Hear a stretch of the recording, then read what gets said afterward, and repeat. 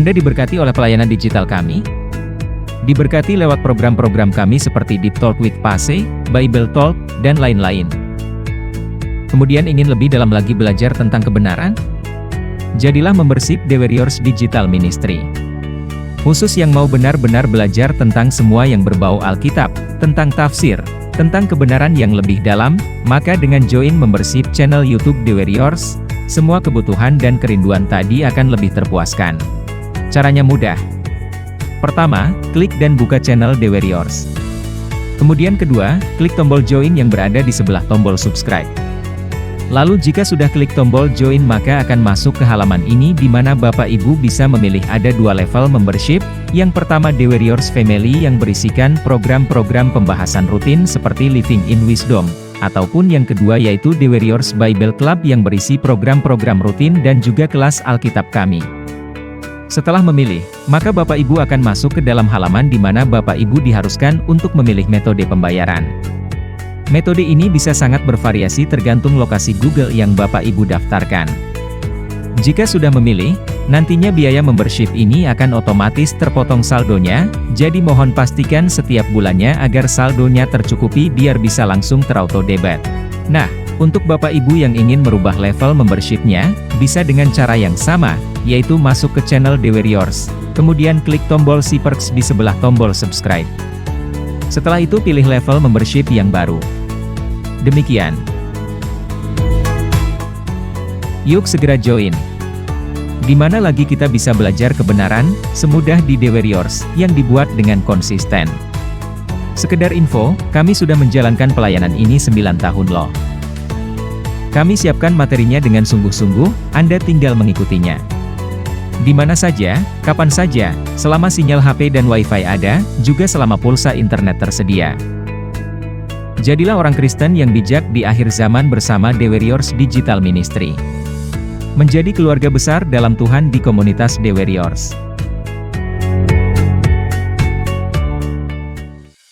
Kami juga mengundang semua Bapak Ibu, di setiap Jumat malam tepatnya jam 7 WIB, dapat mengikuti fellowship online lewat Zoom meeting bersama Pase. Di mana di dalam fellowship ini tidak hanya kita dapat berkoinonia dengan gembala dan juga keluarga besar JKI2, tetapi kita juga bisa berdiskusi tanya jawab secara live, mendalami khotbah minggu sehingga kita bisa memahami lebih sungguh. Di mana nanti di dalam acara ini juga akan ditutup dengan saling mendoakan. Jadi jika berminat dan ingin mengikuti program ini, maka bisa menghubungi nomor admin di nomor 0813 8732 9300, dan pastinya acara ini free. Kami tunggu, sampai berjumpa, Tuhan Yesus memberkati. Shalom semuanya, senang kembali dalam program Deep Talk with Pase. Kita bisa melanjutkan tadarusan Alkitab kita, dan kita akan mulai kitab yang baru, yakni kitab Yesaya. Ya, kita sudah selesaikan kitab Yeremia, ya, entah berapa bulan tuh ya, cukup panjang karena kitab Yeremia sendiri juga pasalnya panjang. Sama nih, Yesaya juga panjang, jadi kita akan beberapa bulan ke depan akan fokus coba mendapatkan pemahaman rema yang baru dari Tuhan soal firman Tuhan yang terdapat dalam kitab Nabi besar Yesaya. Ya, saya berharap Bapak Ibu seantusias saya ketika mau memulai kitab yang baru ini. Dan bagi Bapak Ibu yang baru join, baru tahu ada program ini, Bapak Ibu silahkan ya melihat tadarusan Alkitab, kitab-kitab yang lain, karena kita sudah selesaikan semuanya.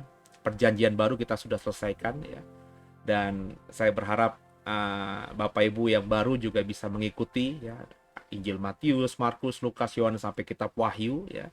Perjanjian lama juga dari kitab terakhir sampai kitab Yeremia, dan kita maju ke depan ya. Jadi kalau perjanjian lama sengaja saya mulai dari Maleaki, kemudian maju akhirnya nanti kitab Kejadian gitu ya. Jadi kalau Kalau di Perjanjian Baru saya membahas dari kitabnya rasul-rasul tertentu. Kalau misalnya Rasul Yohanes ya berarti dari Injil Yohanes, 1, 2, 3 Yohanes, kitab Wahyu. Kalau Paulus ya berarti kita semua membahas kitab-kitab Paulus dulu gitu ya.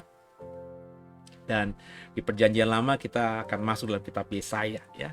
Dan sebelum kita mulai, seperti biasa saya mengajak semua untuk satu hati kita berdoa. Bapak mengucap syukur bahwa kami boleh masuk dalam tarusan Alkitab kitab Yesaya. Bicara kepada kami, jangan satupun kami yang kau lalui, singkapkan sesuatu yang bisa menjadi bekal kami dalam mengarungi sisa hidup di bumi ini. Kami siap diberkati. Haleluya. Amin. Bapak Ibu siapkan ya kitab Yesaya pasal yang pertama.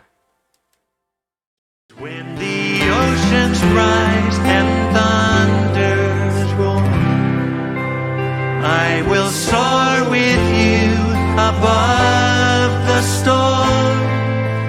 Father, you are king over the flood, and I will be still and know you are God. Ya, Yesaya pasal yang pertama kita akan membahas saudara. Ayat pertama ya. Penglihatan yang telah dilihat oleh Yesaya bin Amos tentang Yehuda dan Yerusalem dalam zaman Usia, Yotam, Ahaz, Hizkia, raja-raja Yehuda. Perikopnya pengaduan tentang bangsa yang tidak setia itu. Ayat 2. Dengarlah, hai langit, dan perhatikanlah, hai bumi. Sebab Tuhan berfirman, aku membesarkan anak-anak dan mengasuhnya, tapi mereka memberontak terhadap aku. Lembu mengenal pemiliknya, tapi Israel tidak. Keledai mengenal palungan yang disediakan tuannya, tapi umatku tidak memahaminya. Celakalah bangsa yang berdosa, kaum yang syarat dengan kesalahan, keturunan yang jahat-jahat, anak-anak yang berlaku buruk. Mereka meninggalkan Tuhan, menista yang Maha Kudus, Allah Israel, dan berpaling membelakangi Dia. Di mana kamu mau dipukul lagi? Kamu yang bertambah murtad? Seluruh kepala sakit, seluruh hati lemah lesu. Dari telapak kaki sampai kepala tidak ada yang sehat. Bengkak dan bilur dan luka baru. Tidak dipijit dan tidak dibalut dan tidak ditaruh minyak. Negerimu menjadi sunyi sepi. Kota-kotamu habis terbakar. Di depan matamu orang-orang asing memakan hasil dari tanahmu. Sunyi sepi negeri ini seolah-olah ditunggang balikan orang asing. Putri Sion tertinggal sendirian seperti pondok di kebun anggur, seperti gubuk di kebun mentimun, dan seperti kota yang terkepung. Seandainya Tuhan semesta alam tidak meninggalkan pada kita sedikit orang yang terlepas, kita sudah menjadi seperti Sodom dan sama seperti Gomora. Perikopnya berikutnya, bertobat lebih baik daripada mempersembahkan korban. Ayat 10. Dengarlah firman Tuhan, hai pemimpin-pemimpin manusia Sodom. Perhatikanlah pengajaran Allah kita, hai rakyat manusia Gomora. Untuk apa itu korbanmu yang banyak-banyak? Firman Tuhan, aku sudah jemu akan korban-korban bakaran berupa domba jantan, dan akan lemak dari anak lembu gemukan, darah lembu jantan, dan domba-domba dan kambing jantan yang tidak kusukai.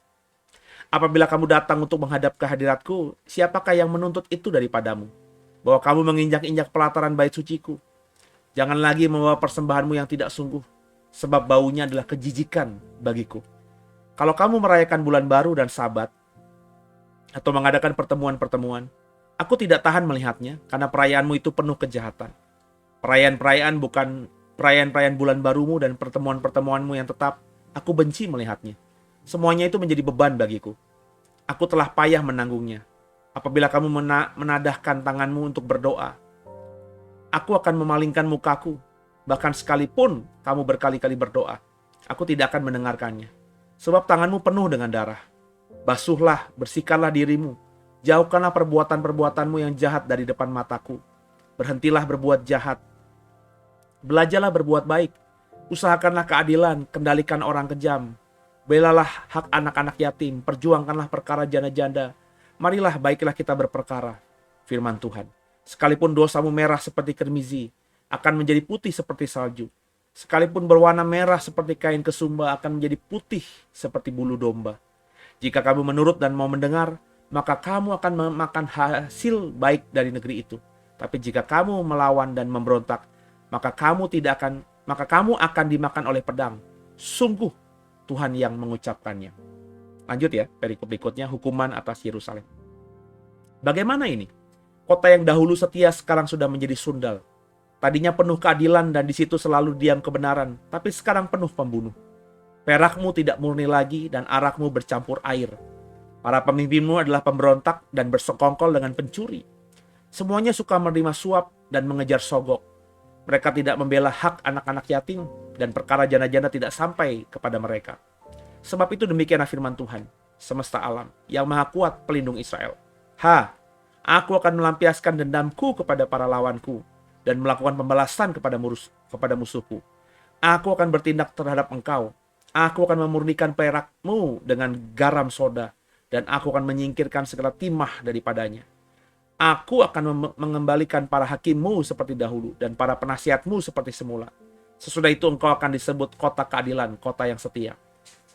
Sion akan kubebaskan dengan penghakiman yang adil, dan orang-orangnya yang bertobat akan kubebaskan dengan tindakan yang benar. Tapi orang-orang yang memberontak dan orang-orang berdosa akan dihancurkan bersama, dan orang-orang yang meninggalkan Tuhan akan habis lenyap. Sungguh, kamu akan mendapat malu karena pohon-pohon keramat kamu yang kamu inginkan, dan kamu akan tersipu-sipu karena taman-taman dewa yang kamu pilih. Sebab kamu akan seperti pohon keramat yang daunnya layu, dan seperti kebun yang kekurangan air. Maka yang kuat menjadi seolah-olah kapas, dan pekerjaannya menjadi seolah-olah bunga api. Keduanya menimbulkan api, dan tidak ada yang dapat memadamkan. Haleluya. Terpujilah nama Tuhan.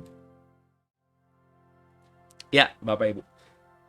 Kita membaca tadi pasal pertama dari kitab Yesaya, itu sudah dimulai dengan bagaimana Yesaya dipakai Tuhan memang untuk sama seperti Yeremia, mengingatkan Israel akan dosa-dosanya, mengingatkan Yehuda akan dosa-dosanya. Dalam banyak bahasa tadi, ya, dalam banyak simbolik dan bahasa perumpamaan tadi. Israel memang sudah jauh daripada Tuhan, seperti yang kita baca di Yesaya pasal pertama tadi. Nah, bagaimana kita menyikapi tadi, ya, apa yang sudah kita baca dalam Yesaya pasal yang pertama tadi?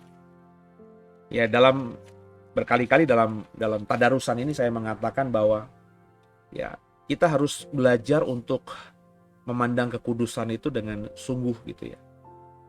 Sebab kalau tidak, kita tentu akan salah paham dengan Tuhan. Banyak orang Kristen berpikir Tuhan tuh nggak mungkin membunuh kita, membinasakan kita. Tuhan nggak mungkin akan berbuat jahat kepada kita dalam artian menghukum kita dan seterusnya, karena Tuhan itu maha baik dan lain sebagainya. Ya itu kalau dilihat atau dibahasakan seperti itu ya tampaknya benar, tapi nggak benar juga. Dalam artian nggak benar tuh karena Tuhan tuh maha kudus dan kita melihatnya itu ya harus dalam perspektif kekudusan. Sehingga kalau ada orang yang menghampiri Tuhan dengan ketidakkudusan, maka pasti akan dihajar oleh Tuhan. Sebab ketidakkudusan itu tidak bisa bertemu dengan yang kudus, kan begitu, saudara. Tanpa kekudusan tidak seorang pun bisa melihat Allah. Bahasa yang digunakan oleh Yesaya tadi luar biasa. Ini sebenarnya menampar Israel, menampar bangsa Yehuda, ya. Karena Yesaya ini kan adalah nabi yang bernubuat terhadap Yehuda, ya, terhadap Yerusalem. Di zaman raja tadi Usia, terus juga Yotam, Ahaz, Hizkia, raja-raja Yehuda. Jadi memang fokus pelayanannya untuk bangsa Yehuda. Di mana pada saat itu bangsa Yehuda sudah berpisah dengan Israel, ya. Kerajaan Salomo sudah berpisah menjadi dua dan Yesaya adalah nabi yang melayani kepada bangsa Yehuda. Kalimat misalnya di ayat-ayat awal tadi, kalau lembu mengenal pemiliknya, keledai itu mengenal palungan yang disediakan tuannya, tapi Israel tidak, Yehuda tidak. Umatnya Tuhan tidak memahami Tuhan. Itu kan apa ya? Coba deh Bapak Ibu misalnya bicara sama orang pakai bahasa perumpamaan untuk bisa membuat orang itu paham dengan menggunakan perbandingan antara orang tersebut dengan binatang. Pasti akan menyinggung, saudara. Benar nggak, saudara? Ya. Kamu tuh ya nggak pernah mau denger aku, ya. Seperti bodohnya seperti keledai, misalnya begitu, ya. Itu orang itu pasti tersinggung karena disamakan dengan keledai, gitu. Ya. Hampir-hampir secara etika dan budaya dan moral kita tidak mungkin menegur orang, ya, dengan menggambarkannya seperti binatang, ya. Karena dalam konteks kita berbudaya, ya, membandingkan manusia dengan binatang, tentu perendahan yang luar biasa terhadap si manusia tersebut. Dan dalam konteks Yesaya ini, Tuhan memang merendahkan Yehuda sama sekali. Membandingkannya dengan lembu, lembu mengenal pemiliknya. Ya, lembu itu sapi. Ya, kalau Bapak Ibu mengetahui bagaimana sapi itu mengenal pemiliknya, ya cari aja di YouTube. Ya, bagaimana petani-petani itu dengan suara-suara khususnya, dia bisa memanggil lembu-lembu. Ya, saya pernah melihat beberapa video di peternakan di Amerika dan di Australia gitu, ya di YouTube tentunya, di mana sapi-sapinya tuh dibiarkan mencari makan sendiri di padang rumput begitu. Saya nggak tahu padang rumputnya itu masih milik si petani atau milik milik umum gitu, milik negara gitu ya, milik tanah negara gitu, saya nggak tahu, atau seperti perkebunan atau wilayah-wilayah yang dimiliki oleh negara, jadi siapa saja bisa. Dan petaninya itu hanya melihat dari jauh gitu ya. Terus sudah menjelang sore, petaninya menggunakan suara-suara khusus. Dan lembu, sapi, domba yang ada di ujung-ujung itu ketika dipanggil ya dengan panggilan suara khusus si peternaknya ini ya, itu bisa menghampiri ya, tahu dia ini suara pemiliknya.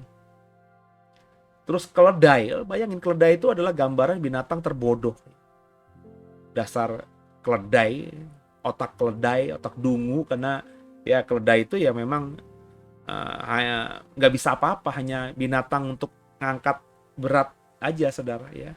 Tidak seperti kuda yang bisa digunakan untuk berperang, untuk lari, untuk ya banyak hal. Keledai itu hanya untuk pemberat saja, hanya untuk pembawa beban gitu ya. Jadi makanya disebut keledai dungu, karena nggak butuh otak gitu ya. Ya tinggal ngangkat beban dia bisa jalan gitu. Dikatakan keledai mengenal palungan yang disediakan tuannya, tapi umatku tidak. Ya, keledai yang paling bodoh aja kenal, ya, kenal tuannya. Ini Israel nggak kenal sama Tuhannya. Yehuda nggak kenal sama Tuhannya. Dan ini menjadi tamparan yang luar biasa karena faktanya Yehuda itu masih menyembah Tuhan. Yehuda masih beribadah kepada Tuhan, tapi dikatakan tidak mengenal Tuhan. Ini kan ironis ya. Ya, kalau Bapak Ibu sudah ikuti tadarusan Alkitab bersama saya setahun, 2 tahun, 3 tahun ini, karena kita sudah hampir 3 tahun ya, lebih bahkan. Sejak sebelum pandemi atau awal pandemi, saya lupa kita bertadarusan Alkitab ini. Itu kan saya sering kali berkata ya, banyak orang badannya beragama, badannya beribadah, ada di gereja, ya, tapi nggak kenal Tuhan.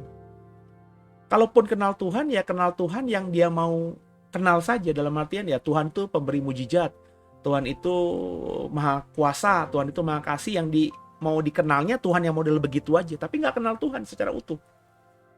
Makanya ketika sudah berdoa, berharap mujizat, minta doa pendeta, ditumpangi tangan pendeta, terus kok mujizat yang diharapkan nggak datang-datang, dia bisa marah sama Tuhan. Karena tadi mengenal Tuhan hanya dari mujizatnya doang, mengenal Tuhan dari kuasanya doang, tapi nggak mau melihat mengenal Tuhan dari sisi-sisi yang lain. Percaya, Kristen, tapi tidak kenal, itu kan ironis. Mendingan sekalian nggak usah kenal gitu, saudara. Ya, dan saya berani yakin, bukan mau berkata sombong atau merendahkan banyak orang gitu, enggak. Tapi saya berani yakin itu sepertilah, itu cermin, itu gambaran orang Kristen hari ini. Gambaran dari ya orang-orang Kristen yang menganggap ketika dia tahu satu hal, ketika dia percaya satu hal, maka dianggap dia sudah percaya semuanya dan tahu semuanya gitu. Hari-hari ini saya tergelitik karena seperti Bapak Ibu, kalau Bapak Ibu ikutin khotbah-khotbah saya termasuk pendeta yang update lah ya soal informasi-informasi di sosial media. Ya, Instagram, TikTok kadang-kadang, YouTube terutama ya. Saya sering browsing itu berselancar mencari berita-berita di YouTube, berita apa saja gitu ya. Tentu kan di YouTube kan tidak selalu berita tentang Alkitab atau hamba-hamba Tuhan ya. Berita tentang selebritis, berita soal perpolitikan, olahraga, dan lain sebagainya itu gampang dengan mudah kita dapatkan di YouTube. Nah kebetulan memang saya tuh entah kenapa hari-hari ini ya sudah cukup lama ya, kalau saya tarik mundur, saya sering mendengarkan misalnya ceramah rabi-rabi Yahudi ceramah juga, misalnya kiai-kiai atau ustadz-ustadz yang pinter lah gitu dalam membagikan pengajarannya gitu ya. Saya sering dengar gitu ya, sering dengar terus belajar untuk menangkap yang terbaik, yang baik gitu ya, untuk bisa saya pakai dalam melayani Tuhan. Karena saya udah nggak punya guru lagi, dalam artian saya sudah tidak lagi kuliah, tidak ada dosen. Saya juga merasa bahwa hari ini tidak ada pendeta senior saya yang masih intens dengan saya. Karena mungkin juga saya sudah cukup tua juga. Dulu waktu saya masih umur 30-an, 40-an awal, saya masih butuh lah didampingi oleh pendeta-pendeta yang lebih senior, 60 tahun, 70 tahun gitu ya.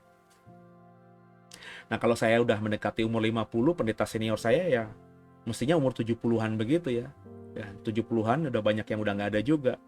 Dan kalaupun ada juga ya dengan usia pengalaman saya yang sudah 50 tahun ya mestinya hal-hal remeh, hal-hal kecil ya mestinya saya bisa jawab sendiri gitu.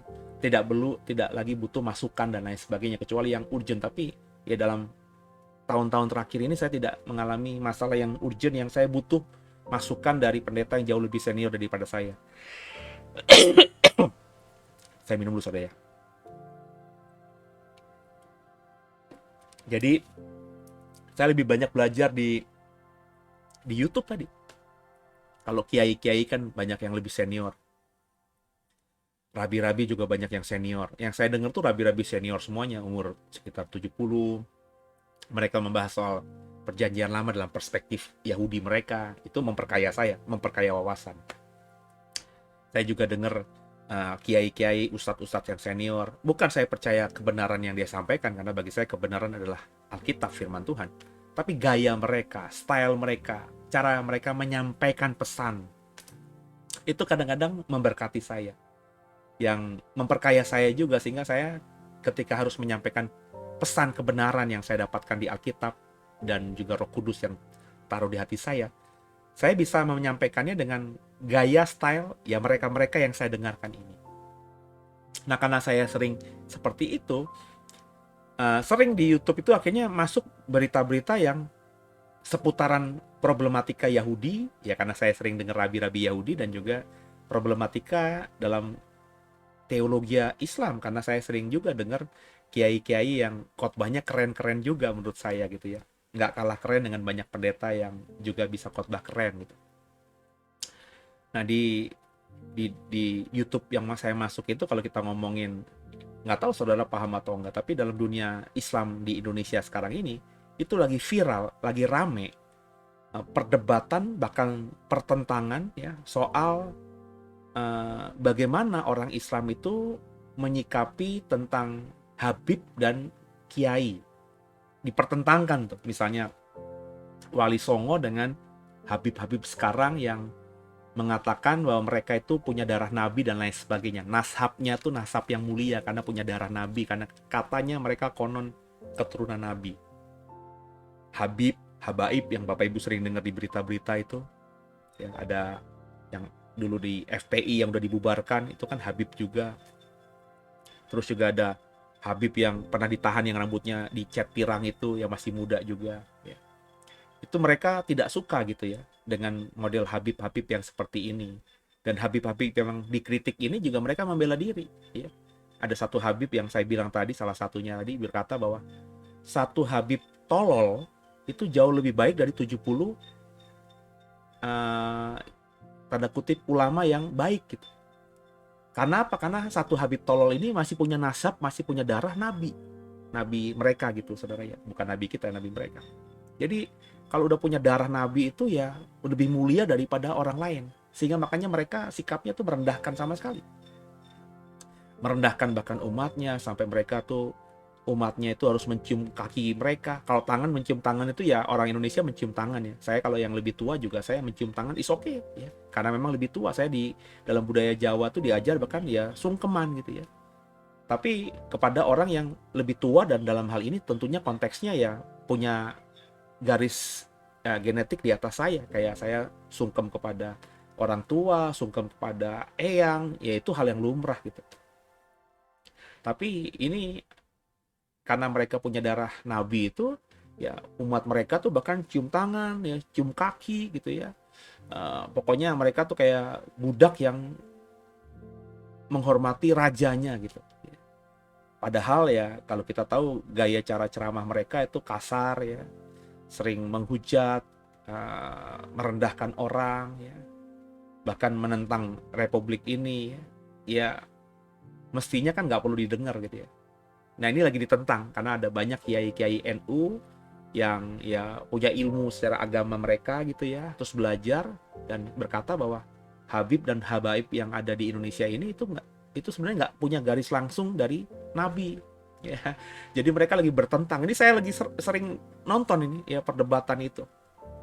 Dalam hati kecil saya, ya ini sama saja sebenarnya di kekristenan. Cuman kekristenan itu kan lebih dibalut dengan tali kasih gitu ya. Jadi perdebatannya tidak terlalu frontal. Tapi kan Bapak Ibu sendiri paham bahwa di luar sana ada gereja-gereja yang sangat bangga sekali dengan darah mereka. Wah, ini gereja kami, ini gereja yang paling benar di dunia. Kenapa? Karena pendiri gereja kami ini adalah Rasul Tuhan. Jadi di luar kami itu bukan gereja. Ya, ada gereja yang saya nggak perlu sebut namanya, tapi Bapak Ibu mesti tahu. Gereja yang mempercayai bahwa pendiri pertama mereka atau pemimpin tertinggi mereka itu adalah yang pertama kali itu adalah Rasul Petrus. Dan mereka mengutip ayat firman Tuhan di Alkitab bahwa Tuhan Yesus berkata kepada Petrus, kamulah pemimpin gereja pertama.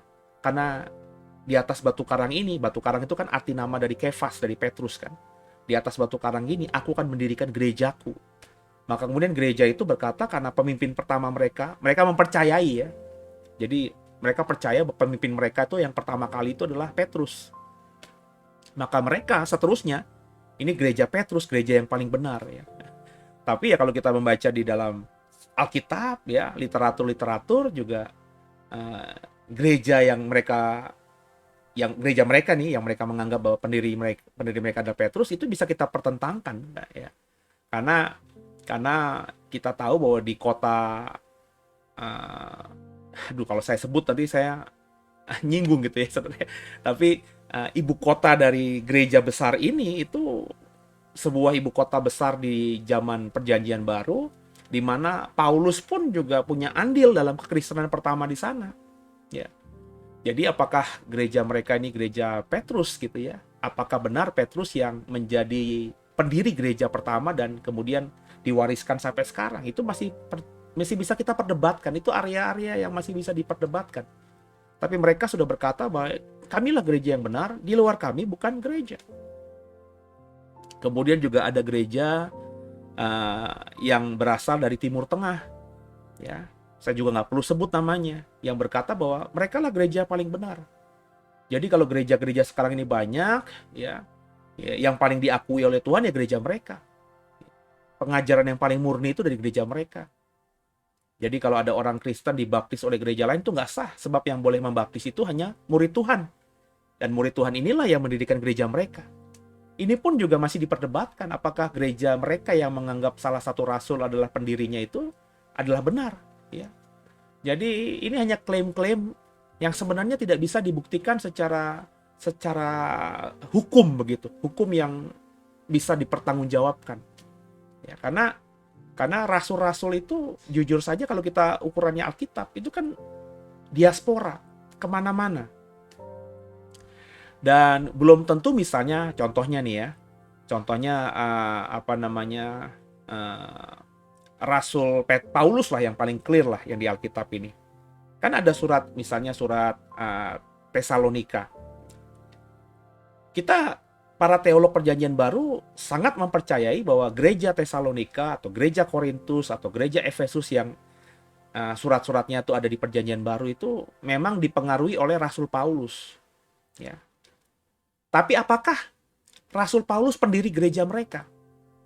Gereja-gereja ini belum tentu, saudara. Bisa saja sebelum Paulus ke Tesalonika, bisa saja sebelum Paulus ke Korintus, bisa saja sebelum Paulus ke Efesus itu sudah ada orang Kristen di situ. Orang Kristen dari mana, Pak? Loh, kita membaca misalnya ketika hari Pentakosta, 3.000 orang hari itu bertobat dan dibaptis oleh Petrus dan para rasul lainnya, dan mereka kemudian setelah hari raya itu selesai kan kembali ke rumah mereka masing-masing. Saya yakin ada yang rumahnya di Efesus, ada yang rumahnya di Ethiopia, karena agama Yahudi itu kan sudah tersebar kemana-mana. Sehingga ketika setiap laki-laki harus datang ke Yerusalem di setiap hari raya Yahudi, dan bertepatan di hari Paskah, di hari Pentakosta itu Roh Kudus dicurahkan kepada rasul-rasul, dan rasul-rasul berkhotbah tentang Yesus di serambi Bait Allah, kemudian direspon oleh 3.000 orang yang mau dibaptis dan percaya kepada Yesus sebagai Tuhan Juru Selamat. Kemudian hari raya selesai, mereka kembali ke rumahnya masing-masing, kan mereka pulang sebagai orang Kristen. Orang Kristen yang di Ethiopia, orang Kristen yang rumahnya di Mesir, orang Kristen yang rumahnya di Efesus, di Korintus, bisa saja ada orang Kristen juga yang rumahnya di Roma saat itu, karena Roma kan menjadi pusat peradaban terbesar di zaman Perjanjian Baru. Dan itu sebelum Paulus bertobat. Sudah ada cikal bakal Kristen di situ. Dan kalau kita ngomongin lagi, Korintus itu bukan kota kecil, kota besar. Apakah orang-orang percaya yang ada di seputaran Korintus itu semuanya dipertobatkan oleh Paulus? Kan tidak juga. Kayak sekarang rumah saya di Serpong. Di Serpong ini ada gereja banyak sekali, bukan cuma 1-2 denominasi, banyak, hampir semua denominasi ada di Serpong. Bahkan ada satu denominasi yang punya mungkin puluhan gereja di Serpong. Ya. Lalu apakah kemudian saya yang orang Serpong, dan mungkin saja ya, bisa saja lebih terkenal secara nama dibanding gembala-gembala yang lain, berkata bahwa Serpong adalah jemaat saya, domba-domba saya, dan mereka adalah domba-domba yang saya gembalakan. Kan nggak bisa begitu. Jadi bahkan Paulus saja itu, mestinya kalau kita berpikir seperti itu, tidak bisa kita katakan dengan hakul yakin bahwa Paulus adalah pendiri gereja Tesalonika, pendiri gereja Korintus, dan seterusnya. Meskipun kita harus akui, andil Paulus terhadap kota-kota itu, atau gereja di kota-kota itu sangat besar. Karena dalam Kisah Rasul dikatakan bahwa Paulus punya beberapa waktu lamanya tinggal di kota tersebut. Tinggal dengan mengajar, mendoakan, melayani. Tentu akan ada pengaruh besar Paulus di kota-kota itu, termasuk di gereja-gerejanya kan. Tapi mengatakan bahwa gereja di situ adalah benar-benar hasil karya 100% dari Paulus, saudara, naif. Jadi sama seperti gereja-gereja hari ini yang menganggap bahwa mereka ini adalah gereja yang didirikan oleh para rasul, dan rasul-rasul itulah yang diberikan mandat oleh Tuhan Yesus, maka gereja yang benar adalah gereja mereka. Karena nasabnya, darahnya darah rasul gitu. Saya senyum-senyum aja gitu. Ya. Ya. Di dekat Serpong ada, ya saya nggak perlu sebut namanya, ya, yang gereja katanya berasal dari Timur Tengah, ya, pakai jenggot gitu ya. Saya tahu dia orang Jawa, bukan orang Yahudi, bukan orang Arab juga, ya. Jadi mengatakan bahwa dia mewarisi darah dari rasul, ya jelas darah genetik tidak. Darah pengajaran, ya belum tentu. Karena apa yang dijadikan sebagai dogmatika, apa yang dijadikan sebagai doktrin gereja itu, ya, itu kan hasil dari perkembangan ribuan tahun, saudara. Apakah murni 100% pengajaran dari rasulnya Yesus? Kalau kita ngomongin misalnya Yohanes, kalau kita ngomongin Thomas, kalau kita ngomongin Andreas, apakah itu murni? Ya enggak lah. Teologi yang dibagikan oleh rasul-rasul 2000 tahun yang lalu itu pasti sudah berkembang sekarang ini. Ya, sehingga doktrin gereja modern hari ini itu pasti sudah ada campur tangan banyak orang di sepanjang sejarah 2000 tahun ini yang kebetulan menjadi pemimpin-pemimpin sinode atau pemimpin aliran gereja tersebut. Ya kan? Pasti ada, saudara. Nggak mungkin murni.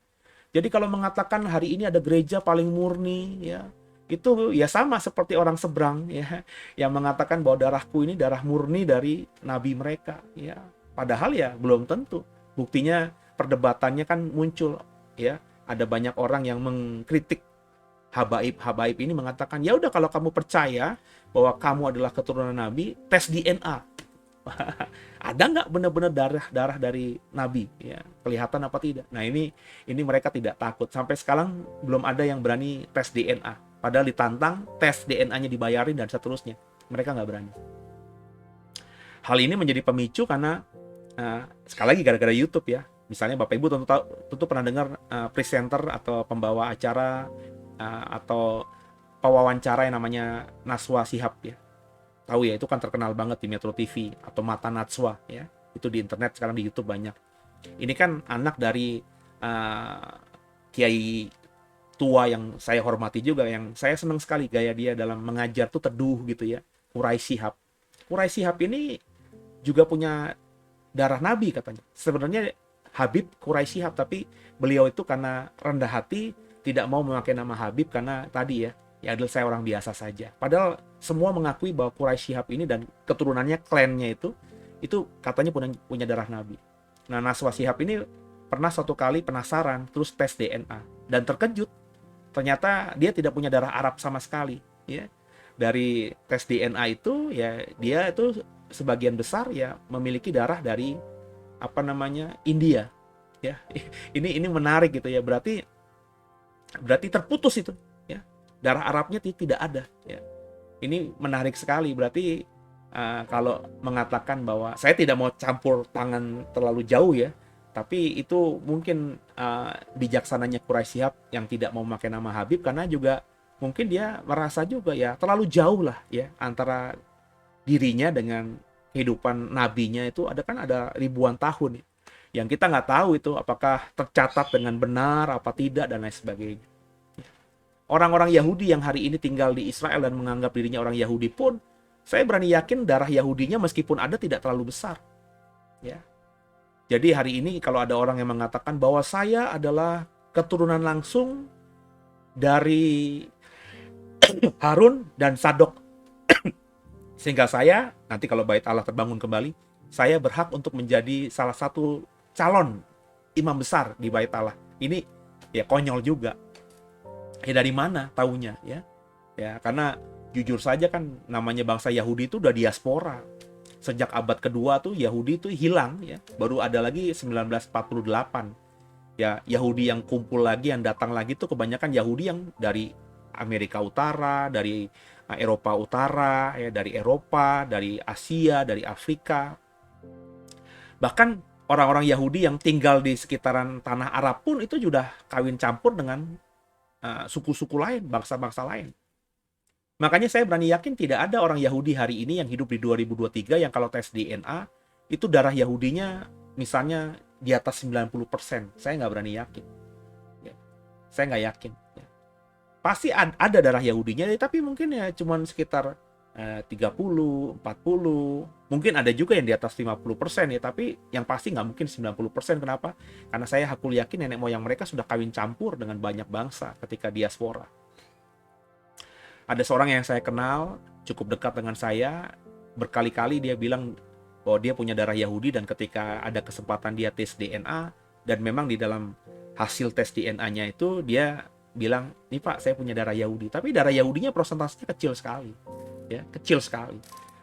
Karena dia orang Jawa, ya, sudah menikah dengan orang tuanya jelas bukan orang Yahudi asli, ya, orang yang kawin campur ya antara suku-suku yang ada di Nusantara ini. Apalagi dia katanya ada darah Belandanya juga, ya itu jadi meskipun ada darah Yahudinya udah sangat prosentasinya minim sekali. Ya bisa saja juga kita semua kalau ada berkat untuk tes DNA jangan-jangan juga punya darah Yahudi juga, siapa tahu ya, meskipun hanya 0,1% atau 2% atau 3% ya, tapi bisa saja saudara, bisa saja. Saya yang pasti kalau lihat dari rasnya ya saya mungkin cenderung ya punya darah ya orang-orang yang memang hidup di daerah Asia Tenggara. Mungkin darah Indianya ada juga kali. Karena banyak orang mikir saya orang India juga gitu. Padahal seingat saya nggak ada di nenek moyang saya orang India. Tapi kalau misalnya darah saya tuh kuat di daerah Asia Tenggara, Champa, Thailand ya, karena kita memang satu ras kan ya. Kan bangsa Indonesia, Nusantara itu Indonesia ini, pulau-pulau di Indonesia kan lu menyatu dengan daratan Asia ya. Kecuali Indonesia Timur yang misalnya Papua, Nusa Tenggara, Ambon, kepulauan di timur tuh konon banyak yang katanya menyatu dengan benua Australia gitu ya. Sedangkan yang di Jawa, Sumatera, Kalimantan, Sulawesi itu banyak yang menyatu dengan benua Asia. Sehingga sebelum ada lautan yang memisahkan, samudra yang memisahkan, ya berarti kan nenek moyang kita satu daratan gitu. Ya sangat memungkinkan kita pindah ke tempat yang agak jauh. Bahkan lewati samudra pun nenek moyang kita seorang pelaut. Jadi dari India sana nyebrang ke Indonesia itu sesuatu yang biasa ya. yang mungkin. Nah, yang saya mau katakan bahwa kita jangan jadi orang Kristen yang terlalu membanggakan saya dari gereja mana, saya dari kelompok mana, seperti orang di luar sana. Tuhan berikan keselamatan itu kepada semua orang. Perintah untuk mengemban amanat agung untuk menginjili semua orang itu kepada murid-muridnya. Kepada kita semua yang memang murid-muridnya Tuhan. Jangan seperti orang-orang Yahudi yang di zamannya Yesaya. Ya. Mereka beribadah. Ya. Tapi kata Yesaya tadi, lembu lebih kenal pemiliknya daripada kamu kenal aku. Keledai lebih kenal pada palungan tempat dia makan daripada kalian kenal aku, padahal kalian makan karena aku berkati. Jadi jangan sampai saudara menjadi orang Kristen tapi tidak kenal Tuhan. Sebab kalau kita sudah menjadi orang Kristen yang tidak kenal Tuhan, maka kita akan semakin jauh dari Tuhan. Percayalah. Dan gak perlu Tuhan hukum. Ya, gak perlu Tuhan kutuk kita. Kalau kita semakin jauh sama Tuhan, yang namanya penderitaan itu akan semakin dekat dengan kita. Karena Tuhan kita jauhi, sumber berkat kita jauhi, sumber kasih kita jauhi, sumber kuasa kita jauhi. Kalau sumber kasih, sumber kuasa, sumber berkat itu kita jauhi, ya kita mendekati sumber kejahatan, sumber dosa. Nah, efek dari dosa yakni maut itu ya pasti akan cepat lambat kita rasakan. Maka jangan jadi orang Kristen yang menjauhi Tuhan atau tidak kenal Tuhan. Semoga saudara paham dan bisa mengerjakannya. Yesaya 1 itu yang saya dapatkan. Semoga kita nanti ketika tadarusan Yesaya berikutnya semakin dalam apa yang kita bisa dapatkan dari tulisan Nabi besar yang namanya Yesaya ini. Tundukkan kepala kita doa. Makasih Tuhan buat hari ini. Kami sudah membuka tadarusan kitab kami dari kitab Yesaya. Biarlah hikmat Tuhan terus ada dalam diri kami dan membuat kami semakin mengerti tentang kebenaran lewat tadarusan kitab Yesaya ini. Segala puji, kemuliaan, hormat, syukur hanya bagi Tuhan. Ampuni salah dosa kami. Yesus Kristus adalah Tuhan Juru Selamat kami yang hidup, dan ke dalam tangan-Mu lah kami serahkan tubuh, jiwa, dan roh kami. Haleluya. Sampai jumpa di episode berikutnya di tadarusan Alkitab Yesaya pasal 2 di esok hari. Tuhan Yesus memberkati semuanya.